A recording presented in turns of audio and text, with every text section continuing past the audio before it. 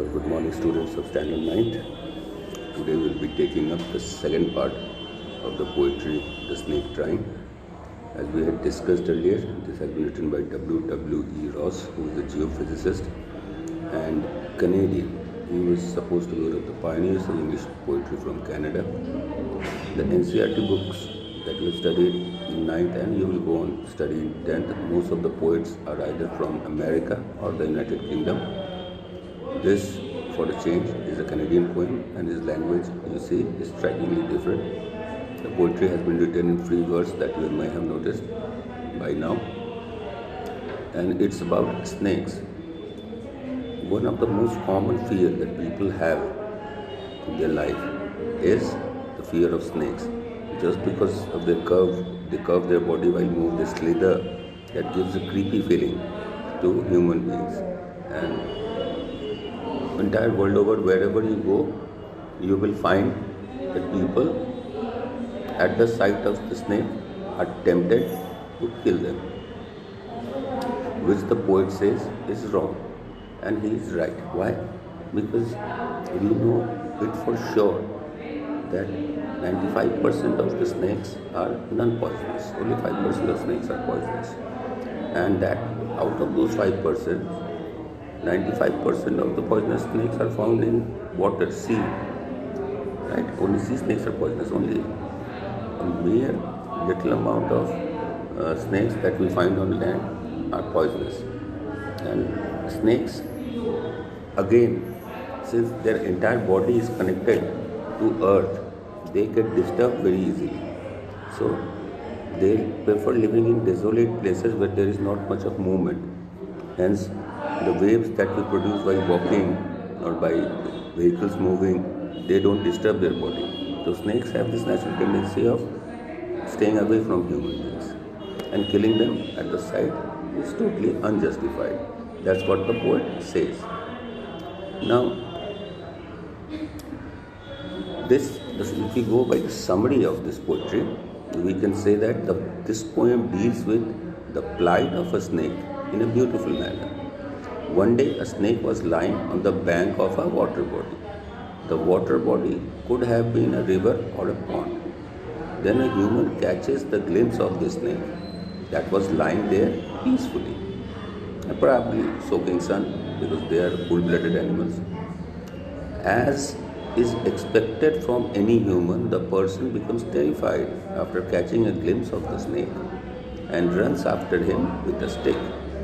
Obviously, as one can expect from a human, the person immediately intends to kill the snake.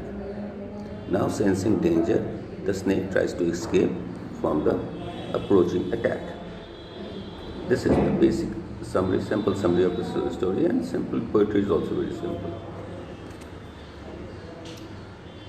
So, in order to run, the snake makes sudden curves in its body. Furthermore, the body of the snake is long and is thin. The poet expresses his fascination with the graceful movement of the snake. See, so when the man chases the snake with a stick, the snake tries to run away. And for movement, snakes need to curve their body because they slither. They don't have legs, they don't walk, they slither, and that's why they have to curve their body. And the author is fascinated, amazed by the beauty of the snake and the beauty of its and the grace of its motions. Moreover, the snake glides through the water in order to save itself from the stroke of the stick. So the snake not only moves away from the land, it goes inside the water, because there were reeds and the snake could camouflage itself within the reeds and protect its life. The snake moves through with the aim of saving itself. This is a natural thing for any animal. Any animal on sensing would instinctively try to protect itself from the possible harm. It seems that the poet has sympathy for the poor creature. Furthermore, the author pleads the pursuer to let it escape and leave it unharmed.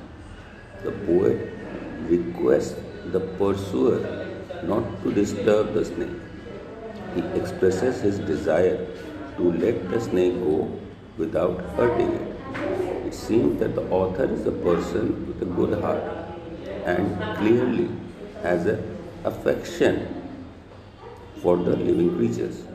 This affection is sometimes something that every human must have. He says that the snake is green in color. Furthermore, the author says that the snake is small in size. Also, according to the author, the snake is harmless even to children. So, the author gives multiple signs to show that the snake was harmless.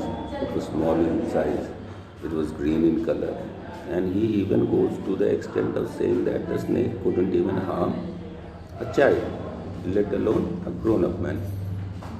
Hence, the poet doesn't want the snake to be disturbed by any potential attacker. As it turns out, the pursuer does not pay attention to the poet's request.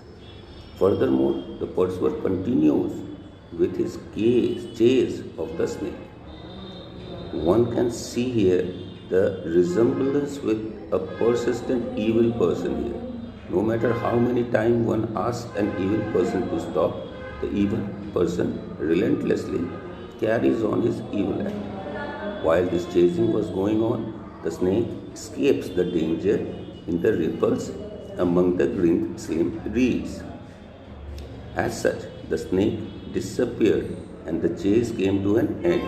The snake hid in the bushes of the marshy plants.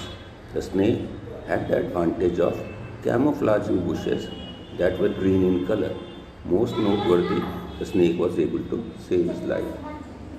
So, we can clearly see that man is so disturbed by the sight of a snake that even the pleading of the poet didn't work.